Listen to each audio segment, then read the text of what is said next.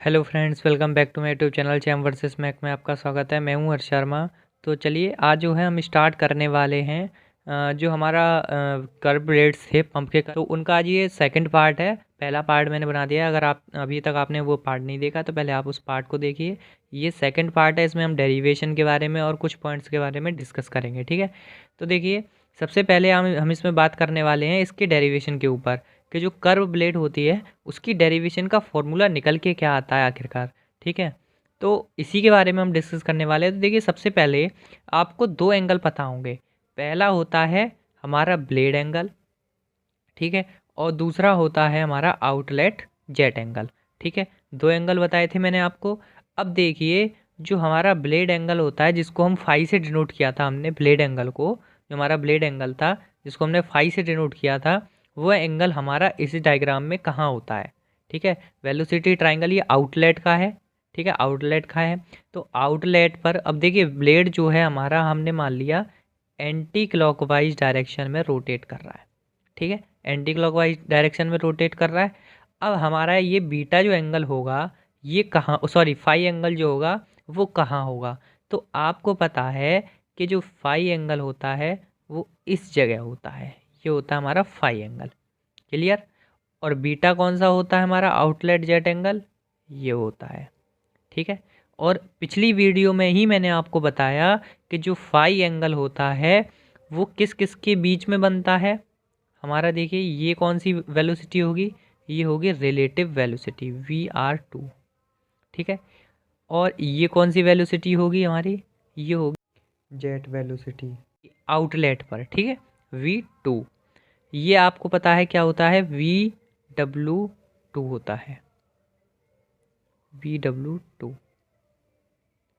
ठीक है, और ये पूरा आपको मैंने बताया था ये क्या होता है, ये होता है U2। ठीक है, ये U2 होता है, यानी कि ये हमारी ब्लेड की एक्चुअल वेलोसिटी, ब्लेड की एक्चुअल वेलोसिटी आउटलेट पर, यानी कि हम कह सकते हैं ये जो है यहाँ पर U2 है। ठीक है, और ये ओमेगा रोटेशन से हमारा ब्लेड जो है घूम रहा है। ये चीज़ें मैं आपको पहले भी बता चुका हूँ वेलोसिटी के बारे में। और फ्लो वेलोसिटी आपको पता है हमेशा वर्टिकली होती है, चाहे इनलेट के लिए हो चाहे आउटलेट के लिए हो। तो ये हो जाएगी आउटलेट फ्लो वेलोसिटी। क्लियर। ये चीज़ आपको पता चल गई कि कौन सी वेलोसिटी क्या है।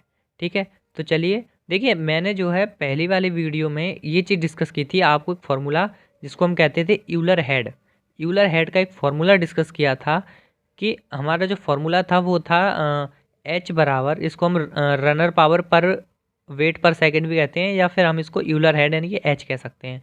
तो H बराबर मैंने डिस्कस किया था VW2U2/G, ये फार्मूला डिस्कस किया था। क्लियर, तो आपको ये फार्मूला याद रखना है कि क्या होता है। देखिए आपको एक छोटा सा सिंपल फार्मूला पता होगा कंटिन्यूटी इक्वेशन का, Q बराबर A/V, ये पता है। ठीक है, Q बराबर A/V। तो हम बात करते हैं किसके लिए, आउटलेट के लिए बात कर रहे हैं। इसमें देखिए ये डायग्राम जो बनाया हमने किसका बनाया है, आउटलेट का बनाया है।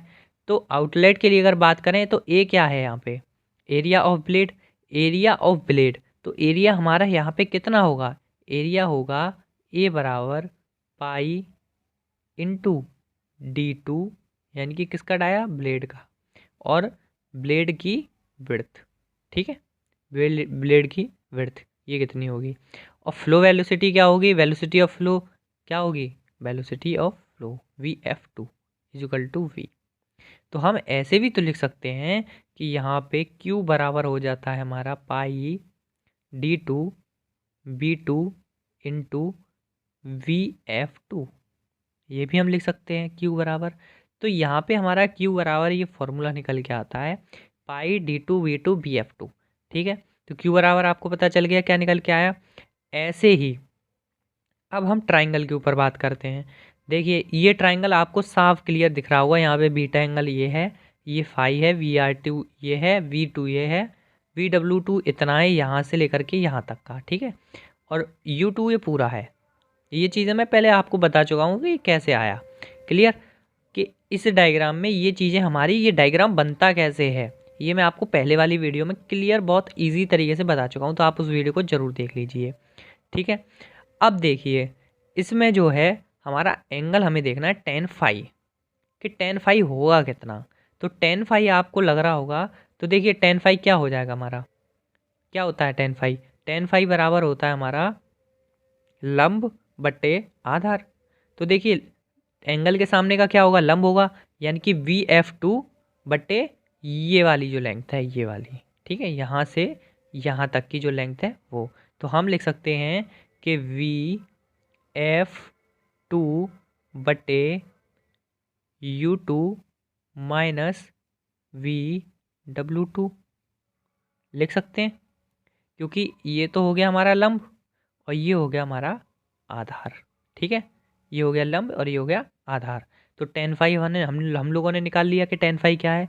जहाँ आपको फाइव पता है कि फाइव क्या है, आउटलेट ब्लेड एंगल, ठीक है, आउटलेट ब्लेड एंगल है ये हमारा, ठीक है, क्लियर। अब हमें क्या करना है, अब हमें इसका गुणा इसमें कर देना है। देखिए अब हम इसको डेरिवेशन को सॉल्व करते हैं तो क्या निकल के आएगा, हमारा डेरिवेशन निकल के आएगा ten five into U two minus ten five V W two बराबर वी एफ टू। देखिए इसको ऐसे भी लिख सकते हैं, ten five U two minus V F two बराबर ten five V W two, ऐसे लिख सकते हैं, ठीक है। राइटिंग पे थोड़ा सा ध्यान मत देना कि राइटिंग कैसा है, कंटेंट को समझिए बस, ठीक है। तो ये निकल के आया, अब इसको आगे भी सॉल्व करते हैं। अब हम क्या करते हैं, इस टेन फाइव को इसके नीचे ले जाते हैं, पूरे के नीचे ले जाते हैं। तो देखिए अब पूरे पूरे के नीचे ले जाएंगे तो क्या लिख के आएगा यहाँ पे, टेन फाइव यू टू बटे टेन फाइव, ये आ जाएगा, माइनस वी एफ टू बटे टेन फाइव बराबर वी डब्लू टू, ये आ जाएगा, ठीक है। टेन फाइव से टेन फाइव कट गया, ठीक है, यहाँ पे देखिए इससे दिखा देते हैं, टेन फाइव से टेन फाइव कट गया, तो बचता क्या है हमारे पास, बचता हमारे पास ये है कि यू टू माइनस के V F two cot five, V F two cot five equal to V W two. ये हमारी डेरिवेशन का एक फॉर्मूला निकल के आता है, इसको हम कहते हैं outlet whirl velocity. V F two को हमने पढ़ा था ना, वी एफ टू क्या होती है, आउटलेट, मैं शॉर्ट में लिख देता हूँ, आउटलेट वर्ल वेलोसिटी, ठीक है, आउटलेट वर्ल वेलोसिटी होती है V W two. V W two क्या निकल के आया, यू टू माइनस के V F two cot five, clear. तो आपको ये फॉर्मूला पता चल गया कि फॉर्मूला कैसे आया। इसमें हम एक क्या करेंगे कि इस वी डब्लू टू को उठा के, ये जो वी डब्लू टू निकल के आया है इसको हम किस में लगाएंगे, अब लगाएंगे वी डब्लू टू इसकी जगह पे, समझ गए, वी डब्लू टू इसकी जगह पे। तो हम यहाँ पे यूलर हेड अब लगाते हैं कि यूलर हेड हमारा क्या बनता है, ठीक है। तो देखिए अब मैं इसको मिटा देता हूँ, देखिए तो H बराबर जो क्या था हमारा, H बराबर था V W two U two बटे जी। तो वी डब्लू टू की जगह पे हम लिख सकते हैं, क्या लिख सकते हैं, U two minus V F two cot five बटे, ये तो हो गया into V W two into U two बटे जी, ठीक है। तो यूलर हेड का फॉर्मूला हमारा ये निकल के आता है, समझे, और ये हमारा वी डब्लू टू का फॉर्मूला निकल के आता है। दो फॉर्मूले हमारे यहाँ से क्लियरली निकल के आ जाते हैं। अब यहाँ पे हम और क्या चेंजेस कर सकते हैं, और चेंज हम ये भी कर सकते हैं कि हमारा जो Q बराबर निकल के आया है इससे हम ऐसे लिख सकते हैं, Q बराबर क्या हो जाएगा, pi D two V two into B F two. तो हम बी एफ टू की जगह पे भी लिख सकते हैं Q बटे pi D two into B two, ठीक है। तो चलिए इसको भी लिख लेते हैं। तो देखिए H बराबर एक और क्या हो जाएगा, U two minus K Q बटे pi D two B two cot five कोष्टक में यू टू, यहाँ पे यू टू आएगा, यू स्क्वायर नहीं है ये, ठीक है, ये हो जाता है U2/G। ठीक है, तो आप बस फॉर्मूले का समझिए फॉर्मूला बना कैसे है। ठीक है, तो आपको ये तीनों फॉर्मूले थोड़े से समझ में आ गए होंगे कि फॉर्मूले किस तरीके से ड्राइव हुए हैं, किस तरीके से बन के आए हैं। तो आपको यहाँ से देखिए रिलेशन दिख रहा होगा, एक छोटा सा मैं सर्कल कर देता हूँ। आपको यहाँ से एक रिलेशन दिख जाएगा H के बीच में और एक Q के बीच में। ठीक है, इसका हम यूज़ करेंगे आगे, इसीलिए हमने इस फॉर्मूले को ड्राइव किया था। ठीक है, तो आपको ये फॉर्मूले याद रखने हैं। चलिए आगे बात करते हैं। तो देखिए हम जानते हैं कि अगर हमारा, अब इसमें छोटी सी 3 कंडीशन आएंगी।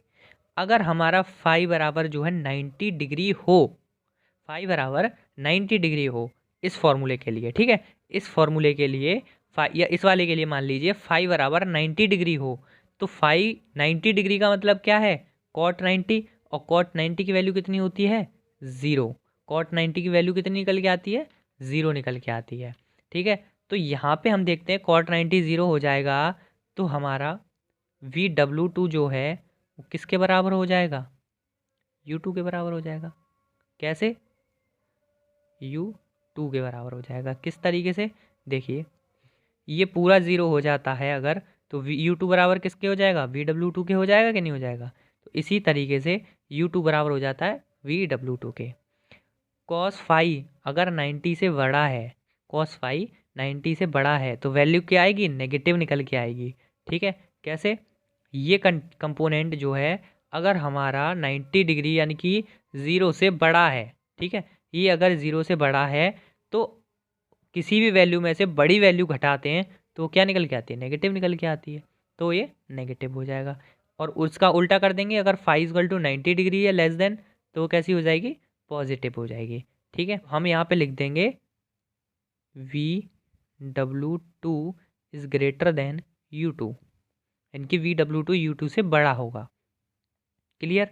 और अगर हमारा लेस देन 90 है या पॉजिटिव वैल्यू कह सकते हैं, तो यहाँ पे VW2 is less then U2। समझ गए, यानी कि अगर हमारा कॉस जो है, कॉस फाई जो है, ये हम कह सकते हैं ब्लेड एंगल एट आउटलेट जो है 90 डिग्री है, तो हमारा जो वर्ल वेलोसिटी है वो ब्लेड वेलोसिटी के बराबर होगी। और हम कह दें कि अगर 90 डिग्री से ज़्यादा है ब्लेड एंगल, तो हम कह देंगे वर्ल वेलोसिटी ज़्यादा होगी। और हम कहते हैं कि ब्लेड एंगल 90 से भी कम है, तो वहाँ पे वर्ल वेलोसिटी कम होगी। क्लियर। तो आपकी ये चीज़ थोड़ा सा समझ में आ गया होगा, और डेरिवेशन से ही है सब कुछ कि किस तरीके से हमारा हुआ है। ठीक है, चलिए अब इससे आगे की बात करते हैं। अब आगे ये है कि ये एंगल किस तरीके से बनते हैं, ये एंगल का बहुत बड़ा चक्कर है, किस तरीके से बनता है। तो देखिए ये सब एक टू एक रिलेट करते हैं एक दूसरे से, इससे ये रिलेटेड है। देखिए सबसे पहले हमने बात की कॉस फाई जो है 90 डिग्री हो, यानी कि फाई एंगल जो है वो 90 के बराबर हो, तो हमारा VW2 जो है U2 के बराबर हो जाता है। ठीक है, तो देखिए इस वाले डायग्राम में देखिए, पहले वाले में हमारा ब्लेड जो है एंटी क्लॉकवाइज डायरेक्शन में हमारा रोटेट कर रहा है। ठीक है, किस डायरेक्शन कर रहा है, एंटी क्लॉकवाइज डायरेक्शन में, ओमेगा से। ठीक है, अब हमने कहा कि यहाँ पे फाई जो है, हमने कहा कि यहाँ पे जो फाई जो है वो 90 है। ठीक है, तो फाई हमने क्या किया, ये देखिए 90 डिग्री का एंगल बना दिया, फाई एंगल 90 डिग्री कर दिया। बीटा वैसा का वैसा ही रहेगा। ठीक है, बीटा ऐसा कैसे रहेगा, V2 ये हो जाएगा। और BF2 जो हो जाएगा वो किसके बराबर हो जाएगा, वो VR2 के बराबर हो जाएगा, यानी कि रिलेटिव वेलोसिटी फ्लो वेलोसिटी के इक्वल हो जाएगी। देखिए ये वाला डायग्राम दिखाया था, तो अगर हम इस एंगल को ही यहाँ पे बना दें तो ये एंगल क्या हो जाएगा, VF2 और VR2 क्या हो जाएंगे, बराबर हो जाएंगे, सिंपल। ठीक है, तो आप यहाँ से ये चीज़ समझ गए होंगे कि ये इक्वल हो जाएंगे। तो और यहाँ पे जो है, जो VR2 है वो क्या हो जाएगा, VU2 के बराबर हो जाएगा। तो ठीक है, अब पहले वाली कंडीशन के लिए, यानी कि जो हमारी कंडीशन थी क्या, फाई बराबर 90, उसके लिए ये डायग्राम है। और हमारा एक था phi is less than 90 degree. तो देखिए यहाँ पे जो एंगल है फाई वो 90 से कम है, 90 से एंगल जो है, जो एंगल जो है हमारा वो 90 से कम है, तो हमारा जो है क्या बनेगा, VW2 जो होगा वो U2 से कम होगा। तो देखिए यहाँ पे ये कम ही है। क्लियर। तो आपको यहाँ से कंडीशन सिर्फ देखनी है, VW2 जो है U2 से कम होना चाहिए, फाई इज लेस देन 90। तो आपको डायग्राम दिख रहा होगा, यहाँ पे कम है। और डायग्राम किस तरीके से बनते हैं पहले वीडियो में बता ही चुका हूँ, ठीक है। ऐसे ही हम आगे वाले डायग्राम के लिए बात करते हैं। ये डायग्राम, इसमें हमारा एंगल कहाँ बनेगा, इसमें एंगल बनेगा यहाँ पे, ये आपको दिख रहा होगा, ठीक है। ये एंगल जो है 90 से बड़ा है, यानी कि फाई इज़ ग्रेटर देन 90, 90 से बड़ा एंगल है। 90 से बड़ा एंगल है तो सिंपल सी मैंने क्या चीज़ बताई थी कि नेगेटिव होगा वैल्यू, ठीक है। नेगेटिव वैल्यू होगी तो VW2 जो है U2 से भी बड़ा होना चाहिए। तो देखिए यहाँ पे VW2 ये पूरा है, VW2 पूरा है और U2 सिर्फ इतना है, ठीक है। अब आगे बात करते हैं कि हमें कैसे पता चलेगा कि इनमें से जो वेलोसिटी ट्राइंगल है, ये जो वेलोसिटी ट्राइंगल हमें दे रखे हैं, कौन सा वेलोसिटी ट्राइंगल किसका है। सिर्फ फाई से हम थोड़े ना पता लगा सकते हैं कि किसका है। तो इसके लिए भी देखो एक चीज़ है, इसके बारे में हम सापेक्ष वेग, इसके बारे में हमें कौन बताता है, सापेक्ष वेग। सापेक्ष वेग का मतलब होता है रिलेटिव वेलोसिटी, ठीक है, रिलेटिव वेलोसिटी। इसके बारे में हमें कौन बताएगा, रिलेटिव वेलोसिटी बताएगी कि हमारा ट्राइंगल कौन सा है। अब सबसे पहला पॉइंट है रिलेटिव वेलोसिटी आर स्ट्रेट, तो कौन सा ब्लेड होगा, रेडियल ब्लेड, ठीक है। रिलेटिव वेलोसिटी आर स्ट्रेट, उसने कहा है रिलेटिव वेलोसिटी स्ट्रेट है, सही बात है, रिलेटिव वेलोसिटी स्ट्रेट है। स्ट्रेट का मतलब सीधी है, ठीक है, यानी कि अगर रोटेशन से देखा जाए तो उससे बिल्कुल स्ट्रेट है। तो ये कौन सा ब्लेड होगा, ये होगा रेडियल ब्लेड। ये कौन सा ब्लेड होगा, ये होगा रेडियल ब्लेड, ठीक है। चलो दूसरा पॉइंट क्या कहता है, अगर relative velocity is opposite to the direction of rotation हो, अगर वेलोसिटी की जो रिलेटिव वेलोसिटी है वो डायरेक्शन ऑफ रोटेशन, यानी कि रोटेशन किधर है, इधर, ठीक है, और वेलोसिटी की डायरेक्शन किधर है, इधर, यानी कि एक तरीके से देखी जाए इसके इधर साइड, तो ये क्या है, उसके अपोजिट है कि नहीं है, सही बात है, अपोजिट है। और अपोजिट है तो इसका मतलब क्या है, ये कौन सा हो जाएगा, बैकवर्ड। कौन सा हो जाएगा, बैकवर्ड, जिसमें लिखा हुआ है। अगर हम कहते हैं relative velocity is along to the direction of rotation, उसी दिशा में जिस दिशा में हमारा रोटेशन हो रहा है, रिलेटिव वेलोसिटी भी उसी डायरेक्शन में है, उसको हम क्या कहते हैं, फॉरवर्ड। इसका भी देख लो, देखो डायरेक्शन ऑफ रोटेशन किधर है, इधर, ओमेगा, और रिलेटिव वेलोसिटी किधर है, इधर, यानी कि एक तरीके से इधर ही डायरेक्शन में है, इसीलिए ये हो जाएगा हमारा कौन सा, फॉरवर्ड। ये कौन सा हो जाएगा, फॉरवर्ड। तो आप ट्राइंगल से पहचान सकते हैं कि हमारा रेडियल ब्लेड कौन सा है, फॉरवर्ड का कौन सा है, और हमारा बैकवर्ड ब्लेड कौन सा है। क्लियर, ये चीज़ आपको आई थिंक क्लियर हो गई होगी।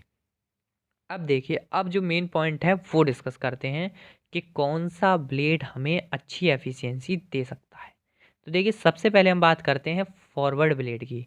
तो मैंने आपको बताया फॉरवर्ड में क्या होता है, फाइज ग्रेटर देन 90 होता है, ठीक है। ग्रेटर देन 90 होगा तो VW2 ज़्यादा ही होगा, VW2 ज़्यादा होगा तो नेगेटिव वैल्यू मिलेगी, ये चीज़ें बता चुका हूँ। अब समझिए, VW2 ज़्यादा होने का मतलब क्या है, वर्ल वेलोसिटी ज़्यादा होना, ठीक है, वर्ल वेलोसिटी ज़्यादा होना। वर्ल वेलोसिटी का मतलब क्या है कि वाटर जो है कितनी रोटेशन से घूम रहा है। तो देखिए आउटलेट वेलोसिटी क्या हो जाएगी, ज़्यादा, ठीक है, VW2 ज़्यादा है तो आउटलेट वेलोसिटी ज़्यादा। और आप जानते हैं अब वेलोसिटी जिस जगह ज़्यादा होती है वहाँ काइनेटिक एनर्जी भी ज़्यादा होती है। अब देखिए काइनेटिक एनर्जी है बहुत ज़्यादा, यानी वेलोसिटी बहुत हाई है, तो क्या होगा कि काइनेटिक एनर्जी पूरी तरीके से प्रेशर एनर्जी में कन्वर्ट हो ही नहीं पाएगी। क्यों, क्योंकि उसमें वेलोसिटी बहुत ज़्यादा है, समझ रहे हैं, वेलोसिटी बहुत ज़्यादा होने के कारण हमारी काइनेटिक एनर्जी जो है पूरी प्रेशर एनर्जी में बदल ही नहीं पाएगी। और पंप का काम क्या है, प्रेशर एनर्जी को बनाना, ठीक है। जब काइनेटिक एनर्जी पूरी तरीके से कन्वर्ट नहीं हो पाई प्रेशर एनर्जी में तो क्या बच जाएगी, कुछ काइनेटिक एनर्जी रिमेन रह जाएगी। और रिमेनिंग रह जाने के यानी बच जाने के कारण उसमें क्या हो चालू हो जाएंगे, एडीज फॉर्मेशन बनना due to high kinetic energy. अब हाई काइनेटिक एनर्जी से उसमें एडीज फॉर्मेशन होंगे, एडीज फॉर्मेशन से उसमें लॉसेस होंगे, लॉसेस से आपको पता है कि हमारा क्या हो जाएगा, एफिशिएंसी हमको कम मिलेगी। तो इसीलिए हम कहते हैं कि फॉरवर्ड ब्लेड में हमारी एफिशिएंसी कम होती है, किसके लिए, इन केस ऑफ पंप, ठीक है। इसका भी आगे एक और जवाब दूंगा मैं। तो देखिए फॉरवर्ड में एक चीज़ याद रखिए कि हेड बढ़ने के साथ साथ हमारा डिस्चार्ज भी बढ़ता है। हेड बढ़ने के साथ साथ डिस्चार्ज भी हमारा बढ़ता है। क्यों? क्योंकि यहाँ पे हमारी काइनेटिक एनर्जी बढ़ रही है। काइनेटिक एनर्जी यहाँ पे हमारी बढ़ती है, वेलोसिटी बढ़ती है, वेलोसिटी बढ़ने से ही हमारा क्या है, हमारा हेड बढ़ता है, हेड बढ़ने से हमारा डिस्चार्ज भी बढ़ जाता है। ठीक है, अब बात करते हैं बेस्ड ऑन आवर नीड, हमारी ज़रूरत के अकॉर्डिंग। अगर हम पंप यूज़ कर रहे हैं, समझिए, अगर हम पंप यूज़ कर रहे हैं और एक हम फैन यूज़ कर रहे हैं, तो हमें क्या चाहिए? पंप का काम क्या होता है? हाई प्रेशर एनर्जी देना। ध्यान रखना, पंप हमें प्रेशर एनर्जी देता है, हमें ज़रूरत है प्रेशर एनर्जी की। और फैन में हमें ज़रूरत होती है काइनेटिक एनर्जी की। ठीक है, ये चीज़ पता है। अब देखिए, फॉरवर्ड हमें क्या देता है? फॉरवर्ड ब्लेड हमें देता है high kinetic energy. High kinetic energy देता है कौन? Forward blade. और हाई काइनेटिक एनर्जी हमें किस में मिलती है? फैन में। तो आप समझ सकते हैं, फॉरवर्ड ब्लेड, यहाँ पे लिख देता हूं मैं, forward blade is used for fan. यानी कि फैंस में अगर हम फॉरवर्ड ब्लेड यूज़ कर रहे हैं तो वो ज़्यादा एफिशिएंट वर्क करेगा as compare to pump. Pump में उतना अच्छे तरीके से फॉरवर्ड ब्लेड यूज़ नहीं हो, मतलब वर्क नहीं करता है जितना अच्छे तरीके से फैन में कर जाएगा वो। समझे? क्योंकि फैन में ज़रूरत क्या है हमारी? वो है हाई काइनेटिक एनर्जी, जो कि हमें वहाँ पे मिल रही है ऑलरेडी। समझे? तो ये हमारी ज़रूरत के अकॉर्डिंग होता है। अब बात करते हैं हम बैकवर्ड की। तो बैकवर्ड में सिंपल है, वही है, एंगल कम होगा, एंगल कम होगा तो वर्ल वेलोसिटी कम होगी, वर्ल वेलोसिटी कम होगी तो हमारा आउटलेट वेलोसिटी कम होगी। आउटलेट वेलोसिटी कम होने का मतलब क्या है? Kinetic energy down, kinetic energy कम। अब देखिए यहाँ पे क्या है, काइनेटिक एनर्जी है हमारी कम, तो कम काइनेटिक एनर्जी होने के कारण काइनेटिक एनर्जी जो है पूरी कन्वर्ट हो जाएगी प्रेशर एनर्जी में।